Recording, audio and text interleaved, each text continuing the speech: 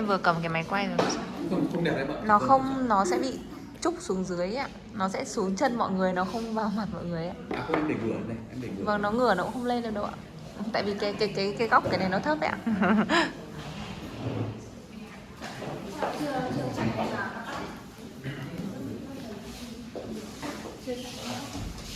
Nếu mình cứ thoải mái nhé.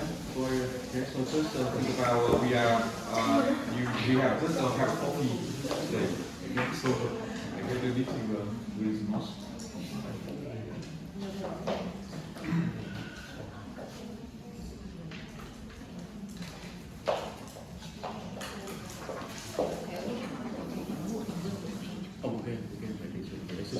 Bạn nào lúc nhóm mình, bạn nào cần thầy hỗ trợ thì bảo thầy nhé. Đây là start rồi nhé. Đây là nhóm em cần thời gian để relaxing một tí nào hay là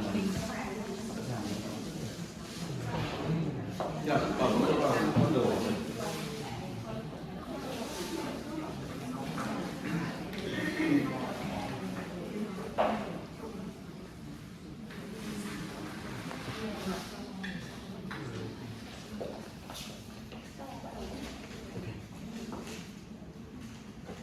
Hello everybody, hello lecturer. Our team is team number 3 and today we will talk about Ford. Ford is our main topic. I'm Chan. I'm in charge of the political economy part. And the start of this presentation will start with Ms.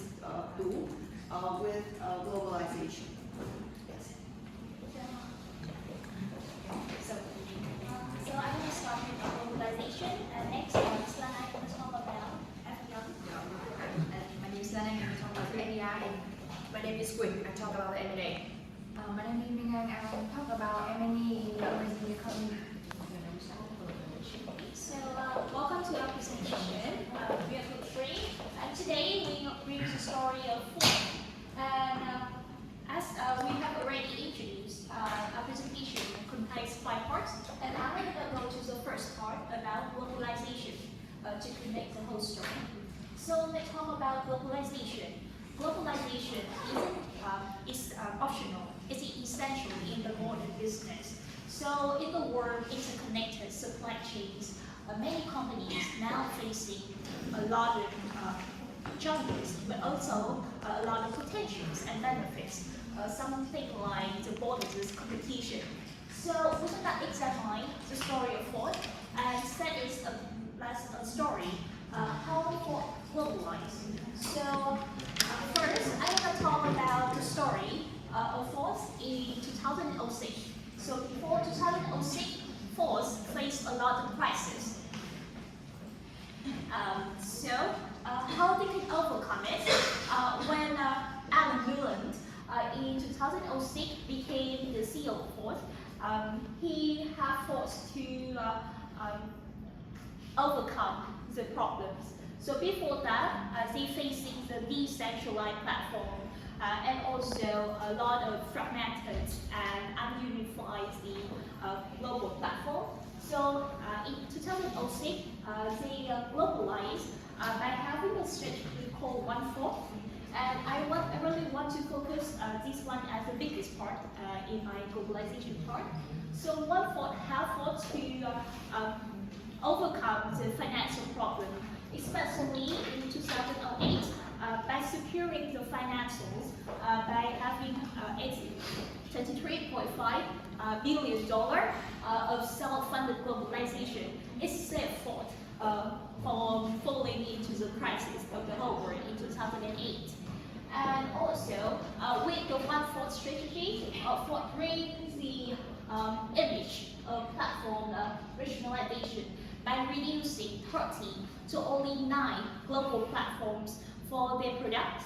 And after that, they also care about the supply chain integration. But we also need to note that supply chain integration also faced with problems. So for example, like port disclosures or just the political event gonna affect the supply chains. And also, they need to adapt the technological and also the global shift to the EV in current market and also in the future. And some global global market that Ford's expanding right now, includes the North America. It's a core and also is the most profitable market that bring the money, the cash flow to Ford. The second one is Europe. So now they expand their power and impact to Europe, and with the missions to get the European products getting to switching to electrical vehicles in 2030. And the last markets right now is Asia Pacific, including China, also India, Asians. These markets are very promising potential, but also very complex because Ford faces the giant competitors like Toyota, and also strong local markets like emerging from M&E, the products from many localized companies. So we just talk about the strategies and global market. So globalization comes with benefits, but also challenges. So I want to briefly talk about several benefits that Ford has through the globalization. So definitely, Ford expand the customer and the potentials for cell phones because they have to present in many countries. Next one is also about the innovation sharing. Why they have good teams and also talent acquisition across the world. They can hire talented and expertise to have them leverage the image. And also, they have very good strategy of globalized but also local marketing to really perceive the customer to buy the products. But also, it comes with several obstacles like the geopolitical risks. For example, some trade wars or the political reasons that can hinder the growth of Ford. And also about competitions, as I already mentioned, and the currency, like inflation, like the different exchange rates. So these are the first part of globalization. Now we're moving on to the RBI. We present this by Ms. Lan. Picking up on globalization, so now let's dive into how Ford consider FDI as one of the very most important strategy. First and foremost, I have to say that FDI is one of the most important strategy Ford using over 100 years, and they rely on two main methods. The very first thing is their joint venture. They have them to navigate the regulator relationship from China and Vietnam. And the second thing is the greenfield, where they build a huge plant in the local market. And this approach is used to be considered as the textbook example of FDI in over the world. And besides that, it also relies on the overall framework there, where they utilize their strong brand ownership advantage, and besides that, choose a location with the demand growth and labor advantage, and keep internalized product to maintain the global standard high quality. And in Vietnam, I want to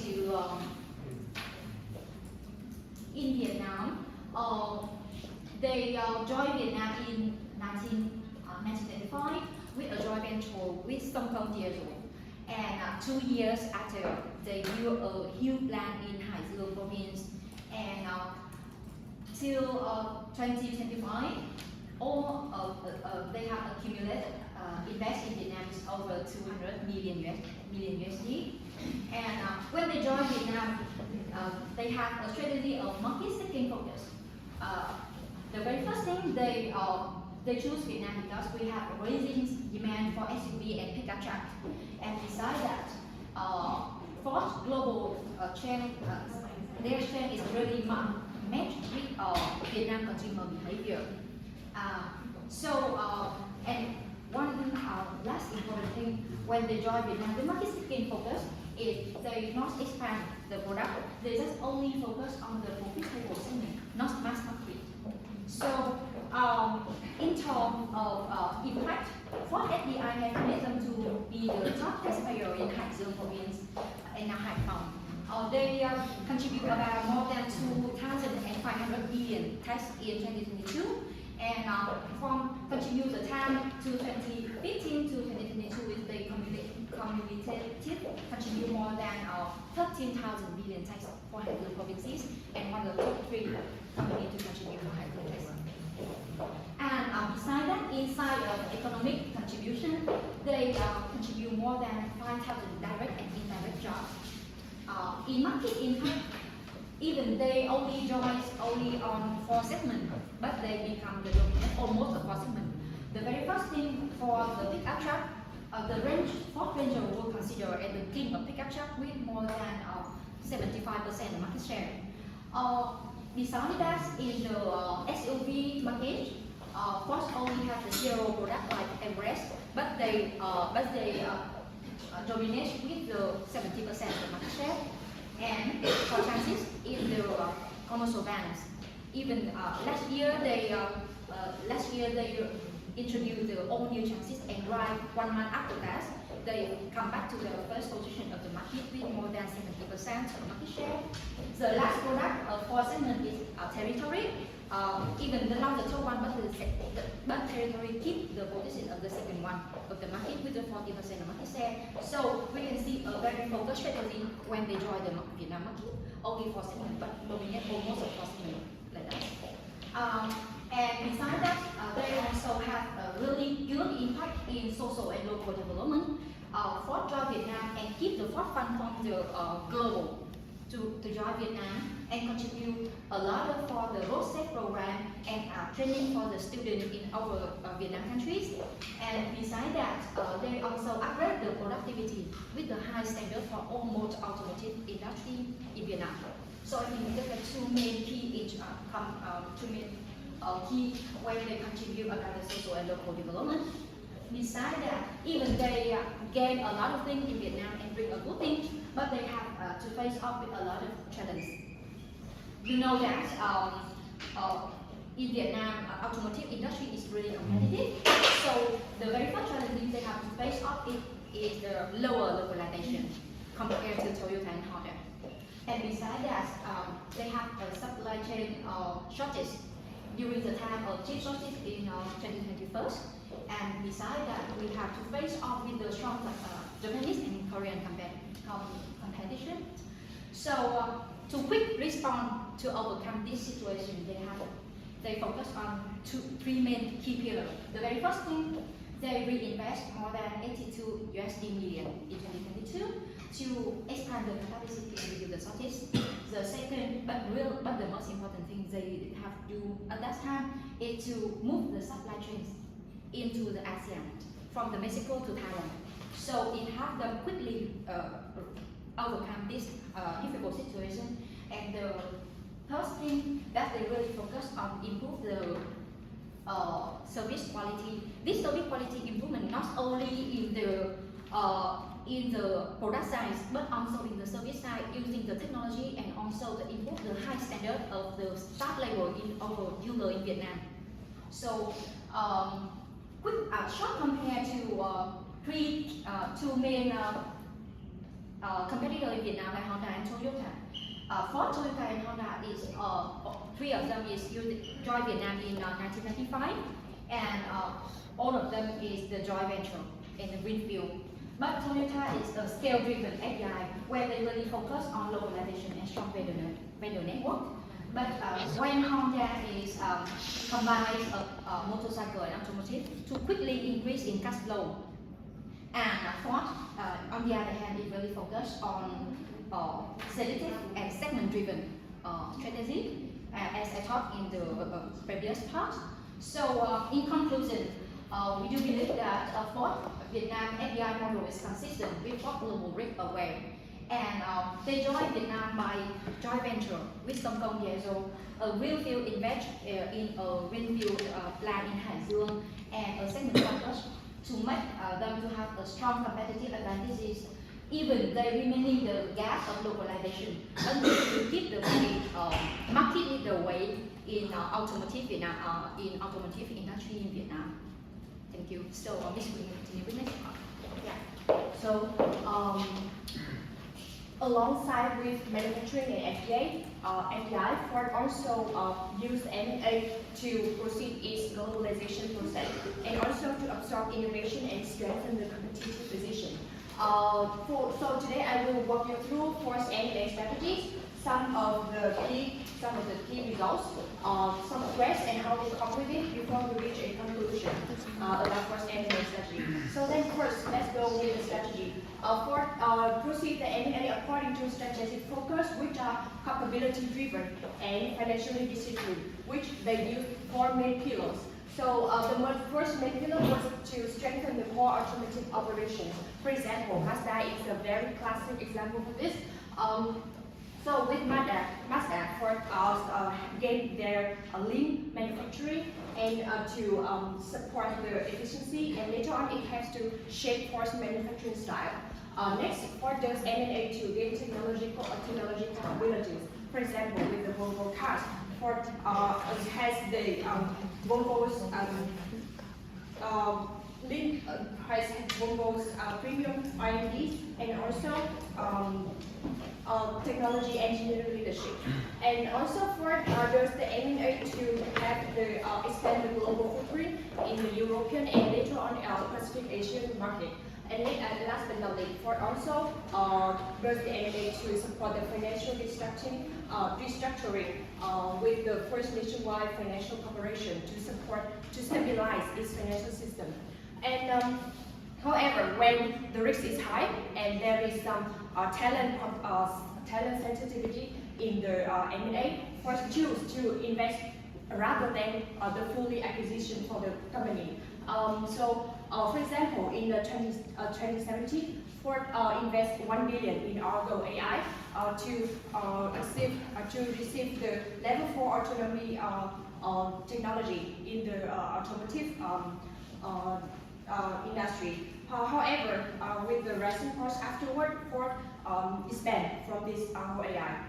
And we can see that Ford did not keep all the company that it has acquired. In some cases, for strategic reasons, Ford chose to sell the company that it acquired before. And we have formed 5 main reasons here. First, the strategic focus on the core business, Ford and Lincoln. And second, the financial survival, especially in the economic crisis in 2008. Then it exceeds underperforming and unprofitable markets and other strategic reasons. And coming back to the Mazda case, Ford and Mazda stayed together for almost 36 years before Ford decided to reduce the stakes from 33% at the beginning to 0. And this was because of the rising costs and some other manufacturing disagreements between the two firms. And for the key results of the Ford M&A process, we have first the operational and engineering breakthroughs through Volvo and Mazda, and next we have the technology and capability synergy. Coming back to Mazda case, the M&A between Ford and Mazda really had the two companies to achieve mutual benefits. First, it has to reduce the inventory. Ford cut waste and save hundreds of millions every year. And if they stand alone, Ford will struggle with manufacturing inefficiency, and Mazda will struggle with financials. So altogether, Ford will gain the modernized globally, while Mazda will be stabilized in terms of finance. That's the synergies between the two. And of course, the premium and SUV segment entry for Ford. However, the process was not always smooth. There are some times when Ford faced some threats, and they always come up with the tactics to cope with those threats. First, let's talk about the cultural clashes when they joined M&A. It's not only about the new market, but also they have clashes with the company that they acquired. And to cope with it, Ford follows the autonomy in management and brand independence. The high cost in acquisition, they cope with this by shifting the M&A into partnership and investment other than fully acquisition. macroeconomic cycles, like in the economic crisis in year 2008, they choose to dedicate the company other than EBIT. And technology obsolescence and brand dilution. For the brand dilution, they chose to shift the focus back to Ford and Lincoln, keep the one Ford philosophy other than just keeping the company. And in conclusion, we can see that Ford has a very clear taste in the M&A. They apply for capabilities, not the practice of the company. They divest decisively if it's not only if the cost accelerates and the synergy is no longer reached. They invest other than acquire to save costs and always keep very strong financial discipline. And here I have a small comparison between Ford and two other main competitors in the market.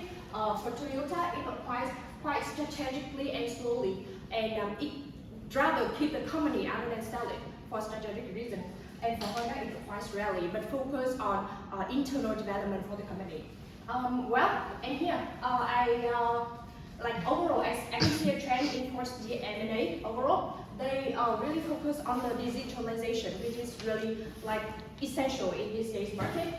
They apply software and digital platforms like the Argo AI, like previously mentioned, and also they apply other digital platforms such as Journey Holding. And from this acquisition, even though they disband the brand, they still keep the AI talent and organizationship. And next we have this chat for the political part. Okay, so we've already know about how Ford has utilized the FDI and the M&A process. Now, I would like to talk more about the political and economy lens perspective of this business. So let's start the first one with the Europe part. The Europe part. So in Europe, Ford has faced a major restructuring internally, where they have to cut around 40,000 jobs between the year of 2024 up to 2027. This is because the low demand of the electrical vehicles in Europe, as well as the high regulatory costs. This is why Ford has responded by committed up to 4.4 billion euros into Germany and other nations in Europe to basically stabilize and stabilize the operations in these countries.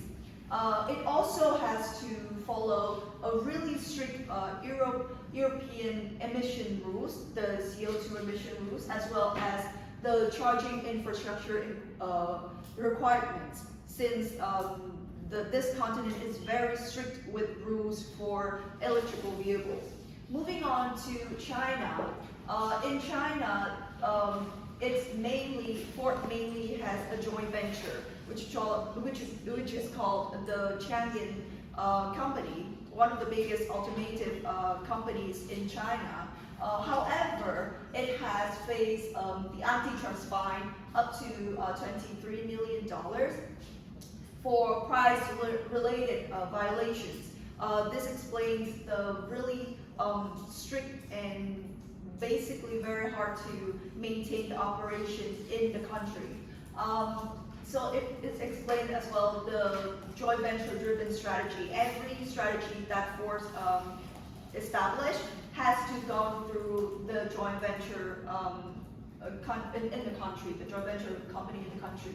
It also to respond to this, Ford has tighter pricing compliance as well as restructure its sales channels to basically counter back the fine as well as the regulatory part in China.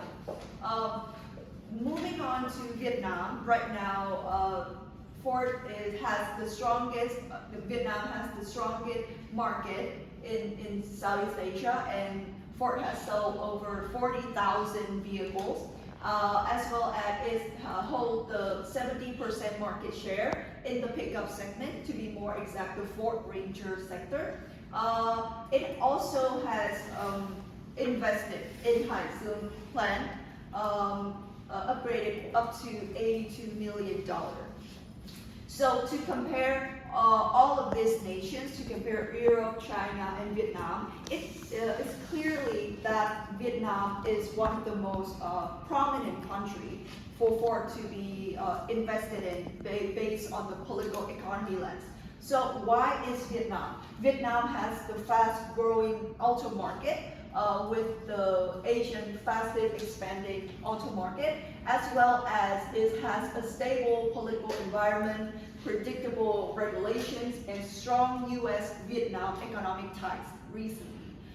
It also has the AFTA tariff reductions, which makes it easier for Ford to operate, to establish in, with importing all of the parts and vehicles.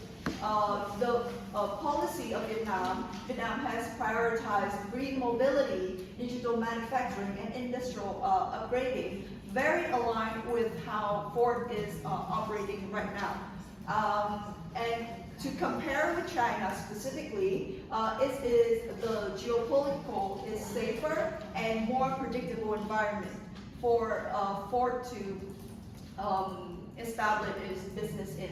So also these are the countries, but we also have to take into consideration the risks and challenges in general. So these are the risks and challenges. The first one is high EV losses and margin pressure. Recently in 2024, Ford has lost around $5.1 billion in EBIT. And the way that it responded was to increase Model E production globally, as well as saving costs up to $1.4 billion. It also has important the problem is the risk is also import tariffs on or battery or components, industry-wide pricing pressure from all around the world, and the way it responded was to flexibility, capital through disciplined allocation, cut costs by improving operating leverage. This links to the resource-based view theory by Barney in 1991, which emphasizes on the way that a business will sustain the business by allocating and developing internal resources. And that is my presentation for the political economy. Now moving on to Minh Anh for the enemies in emerging economies. Now we talk about the enemy in the emerging economy. For us, the strategic vision in the emerging economy is extremely important. Not only generate profits, but also the mitigate business risk and secure funding for scope transition as this market is seen as an important source of ensuring profit. And Fox has moved from an unlimited pursuit of market share to a highly selective and discrete approach that prioritize sustainable profitability, and therefore forecast strategy framework for emerging markets following first year establishment international market group IMG in the 2019. When we spoke about the IMG's 5-year reset and operating in many emerging economy around the world, including about 100 markets and separate cluster to focus on development. The key function here is the sale and after sale network management, the specific reason, product strategy, the support supply chain localization, and the sub as a focal point for the reason investment. And this is the four key function about IMD. And next we talk about the four general approach to emerging market, the build from trust with the 6-party local adaptation of product, the regional export model, the finance support and after sales service, the service or DBS, and 100% subsidiary and assembly and selective investment in manufacturing capacity and FDI.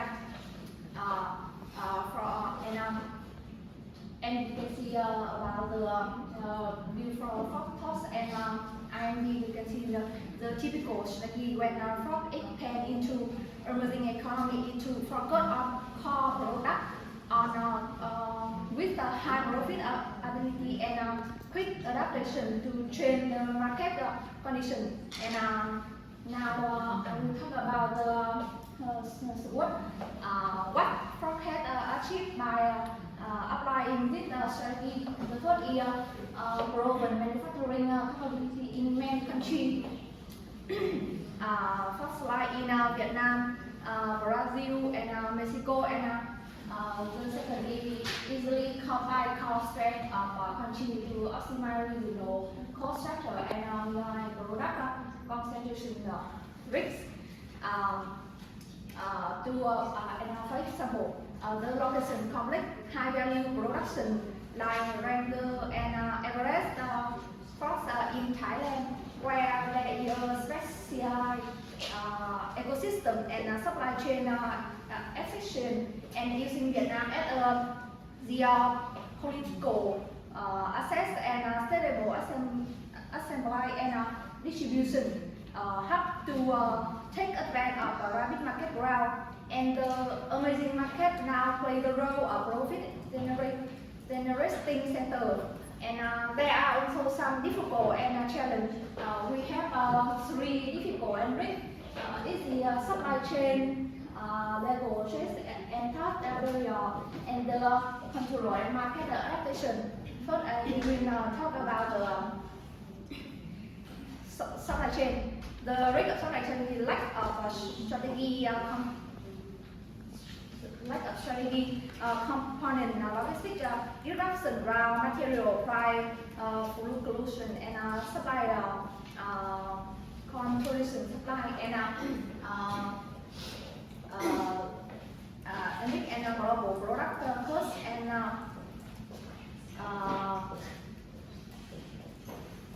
and the second is about the level trade and tax barrier, the change in the tariff protection and mensual rule of origin like USMCA and local barrier force their enemy to change their supply chain or pay a higher tariff, and the control market and if we have some recommendation, we have the two recommend. The first is about the expanding financial service and the second is enhancing market resilience to the ISCs, and that's it about the So it's all about the story of Ford that we bring today through globalization, FDI, M&A, political economy, and M&E from emerging markets, and settled food in Vietnam in 1995. So this year marks the 30th birthday of Ford in Vietnam. So just say happy birthday to Ford. Okay, thank you so much for your very good presentation, and yeah, it interesting for us to learn many helpful information that we can learn from Ford's strategy here. And in your group also, you also have one member, so still, and you are looking for the Ford strategy, right? So I think also this one here, you also very one of the advantage, right, that you can understand very well and can feel the force very well as well. Okay, so I have a question for you. It's a short question. For Stu, okay, from Miss Stu, right? So you mentioned about globalization here. So we can see the very broad picture of the how force can take advantage of the globalization process. Okay. So in the case, could you maybe I have just, could you give me some kind of the most important dimension? You mentioned many different dimensions here, right? So could you give us like the, what are these, first of all, like strategies, okay? Could you, in your mind, which is the most important strategy that you think it can reflect on FOSS here? And you are very impressed with this type of these strategies. Yeah, so thank you for the question. So as I already mentioned in my presentation and also from what I researched, the thing impressed me the most, and I also believe that impressed my team the most, was the One Fort strategy. So it's just the story, the key story of the centralized fort in the global presence. So they move from very lazy, destructured to very structured and globalized presence. With like one fourth from everything, as I mentioned, like from the brand image, from the products that they reuse the regional products, but also make the work hard. So I believe that one fourth and work hard, like one image in every aspect, is the thing I believe the most prominent of the fourth. Thank you so much, very interesting mindset, right, that you can get from FOSS here. And so I just want to add a little bit like the minor comment for you here is during your presentation, it is possible, right, you can to make your presentation become more convincing and maybe also more informative as well. So you can integrate more in detail examples, right, to support your ideas, right? So this one here is also very interesting, okay, for us to understand. Okay, so thank you so much too. So now we go into Miss Lan, right? So Lan, you also mentioned about the FDIs, okay, aspects of the FOSS, right? So we are just curious about. So you also have very interesting, from very wonderful presentations about FDIs here, and quite informative. Right, presented many aspects you can learn from your presentation as well. So I was just wondering about I mean, like you also mentioned about the Greenfield and joint venture. So from your investigation, and so which country they intend to have Greenfield, and which countries they intend they will have, like they are more likely to have a joint venture in place. From my perspective, I think that when we use the greenfield, the very first thing is because we can utilize the local policy, the good local policy of economic, and also another label to support for us to have a plan in that local market. And when we in this automotive automotive industry in Vietnam, almost global company where join Vietnam, they have to use joint venture because the policy of Vietnam at that time in 1995, this not optional. They have to do that when to join the market, but it also helps them to make a little bit more safe. Join a very new market. At that time, everything is not really clear. So I think it's also the threat, but also a big opportunity for a company when to join the market. Thank you so much, Ms. Lang. And yeah, thank you very much for your answer here. It's very makes sense. And yeah, I also agree with that.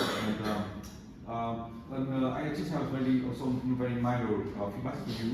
So in your presentation, maybe if you can mention a bit on we have the OLI's framework, right? So if you can say integrate this kind of framework here across, okay, like vertically during your presentation, it's also very helpful as well. Okay, so you can we can have more wonderful. I mean, we can get better presentation if you can integrate this kind of framework, even better one. And this is one more very small question. Because FDI is very interesting here, it's a case for FOSS here, right? So you also compare between you also mentioned here, FOSS we have successful strategy. Yeah. And you also try to compare with the other company, like they have the dual strategy. Yeah. So could you give us some kind of advantage that the FOSS can get from their segment strategy compared with the dual strategy? Yes. We talk about FOSS when we really segment-driven focus. I think it's aligned with one FOSS strategy to talk before that. If we consider, from my point of view, when we consider about one strategy, we will see in the results. Yeah, we can see that in Vietnam market, some years around some years nearly, a lot of competitors joined Vietnam market, but what really focus, even they have to face up with the challenge with the competitor, but they really focus on this strategy and become the market leader at every segment they join. And last year they even they only have 4 segments in Vietnam, but last year they achieved the most successful year in 29 history in Vietnam. And even they only have 4 segments in Vietnam, but Ford now is the ranked number 4 of the global market of Ford. We invest a lot of not only for the branding benefits, but also for the business objective they meet. So I think that this year, the 30 years of Ford Vietnam, they still keep this momentum and also still keep this strategy to remaining the positioning in this market. And talk about the dual segment. In my example, I talk about Honda. They join when they join Vietnam, also the joint venture 70 and 30% with other local company. At that time, I have invested that based on my research. They choose this dual segment because they want to keep this safe when they join the new market, because the demand for the motorcycle is a bit higher at that time, and besides that is safe for the firm in terms of cash flow. So I think that's the pros and cons when the company to consider of their strategy. Thank you very much. Thank you for wonderful explanation and clarification indicators. Okay, so it's so wonderful to learn about process as well. Okay, how actually we can compare between the different strategies. Okay, so thank you so much, Ms. Lan, and I'm from Ms. Quỳnh. Okay, so you also mentioned about the M&A strategy, and okay, so we learned a lot from the dimension here. So just one very small question to you here is, which is the most important M&A's deal that first they have made so far, and the lesson that we can learn from this deal? Yeah. Actually, from my research with about Ford's M&A, I still consider Mazda as one of the biggest deals that Ford has made in M&A.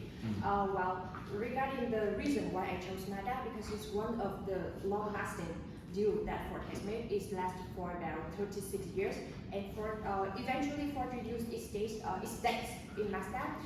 The very first deal remained very like the result of the M&A still last to now is the lean manufacturing, and like we know about the first CD3 platform. That's one of the key results of the M&A case with Mazda, and all those things still are considered as the very valuable asset even to now. So and the lesson that we can learn from the case is that first, Ford chose Mazda as a very strategic partner to do the M&A. Next, when even when Ford like reduce the stakes in Mazda, it's a very big decision that affect Ford's like strategy even until this day. And the third lesson we learned is Ford really focus on the vertical development of the company. It doesn't really focus on the practice, the branding of the company that it purchased, but also focus more on the strategic, on the acceleration of the company when it does the M&A.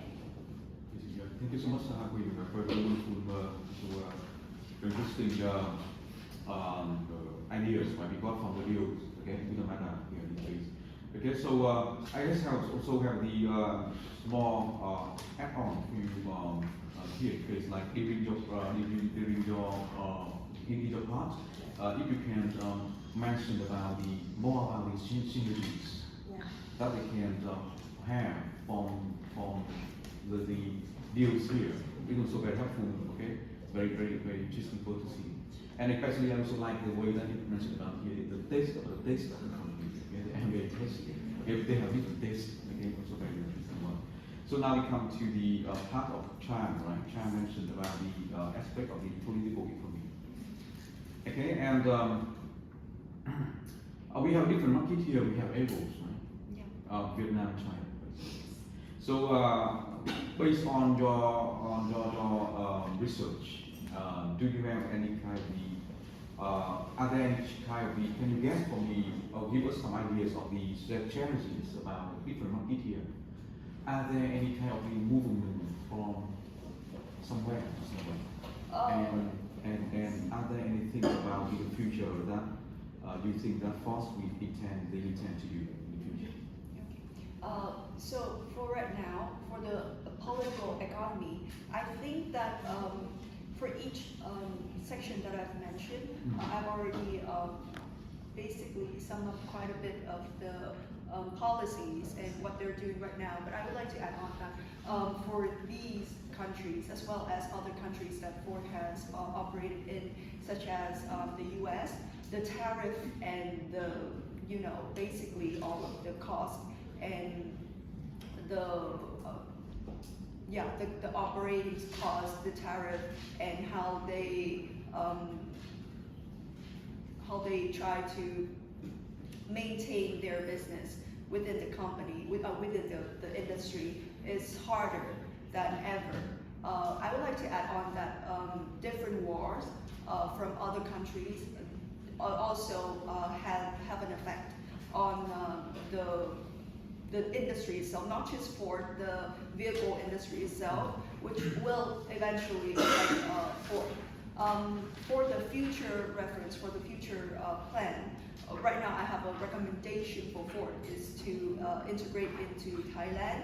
Thailand is one of the most, one of the growing, emerging economy that Ford should take into consideration. But yeah, for right now, I think that Ford has a really strong presence in Vietnam, and it should also maintain and maybe expand their business in Vietnam as well. Yes, that's my answer for your question. And how about just a small one? Yes. How about the Taiwanese in Vietnam? In the future, what is? Can you guess for me what is the intention of Ford here? When they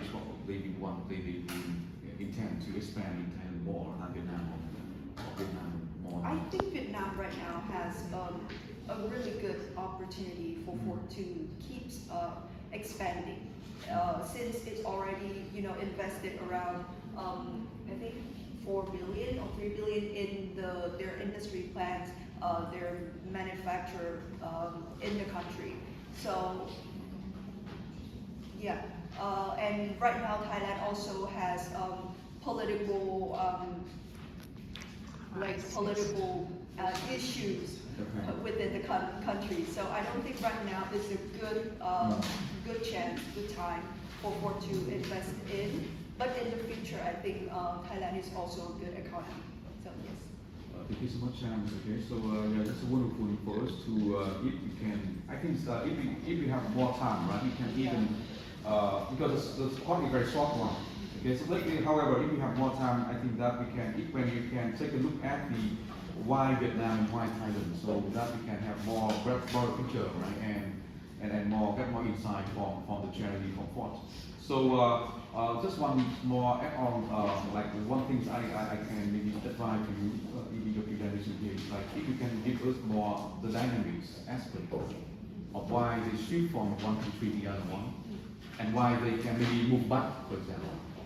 So you can see the dynamics of this Ford here, and maybe we can guess more about their future challenges for the company. Thank you so much, Chan. And now we come to the last presentation from Minh Anh, right? From Miss Minh Anh. So Minh Anh mentioned about the MSE in emerging economies, right?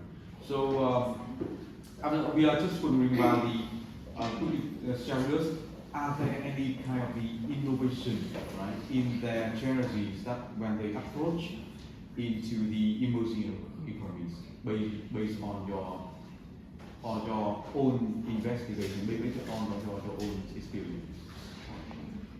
Are there any kind of interesting ways or maybe innovation that we can have here?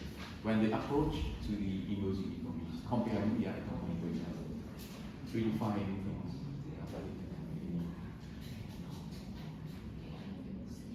A little bit tough, I'm not saying tough question, but a little bit, yes, it's Korea now.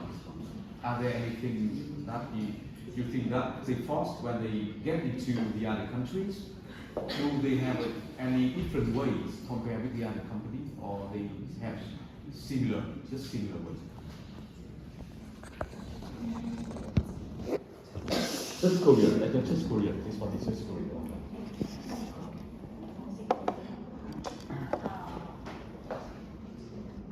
They do the same thing with Honda, or do the same thing with the other one? When they deal with the emerging economies?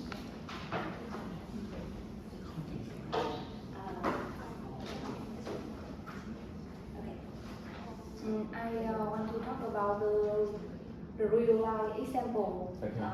Part of the reason why Ford failed in the India in 2021 was failure to the achieve sales scale and some model and positioning were not achievable in the demand and the price and leading the closure of domestic car manufacturing plant.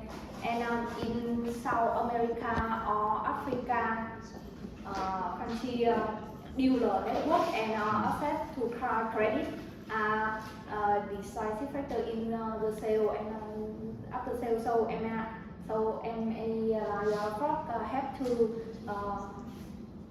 deploy for credit or cooperate with the local bank to stimulate the demand.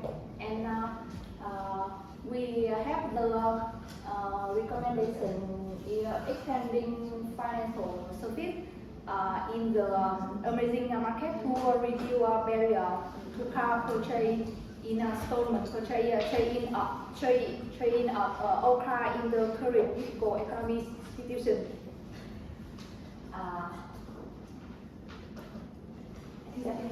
Yeah, thank you so much, Minh Anh. Okay, so I think if you can, I just have my feedback to you.